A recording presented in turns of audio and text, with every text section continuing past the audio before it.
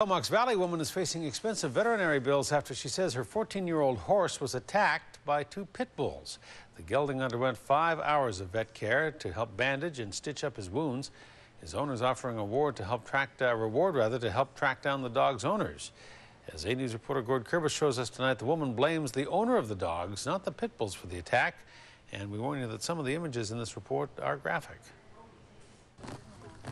Just 1 week after suffering a vicious pit bull attack, 14-year-old Cisco seems to be recovering nicely. But today, his owner is still angered over the incident. I'm pretty heartbroken that this could happen to my horse. And it's not even so much my horse. It could have been anybody. It could have been a child in a field, you know, with his parents picking blueberries. It could have been an elderly couple walking with a small poodle. Leanna McNabb kept her horse grazing in a secured pasture on Lake Trail Road in Courtenay. But last Friday, the quarter horse had some unwelcome company. Two pit bulls, at least one of which began to attack. He got an open wound gash that went up along his cheekbone.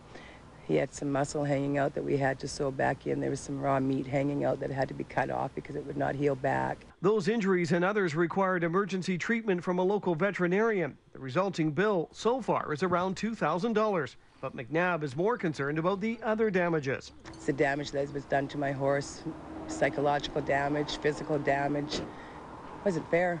The actual attack wasn't witnessed, but it was heard by a man working near the field. He told McNabb the dogs were eventually grabbed by a woman in a rust-colored newer model Toyota Matrix, who quickly left the area. What really angers me the most is that the lady turned around and she just walked away without no regard to my horses. And I think the person's got to take responsibility for her dog. McNabb is now offering a $200 reward for information that could lead her towards the dogs and their owner.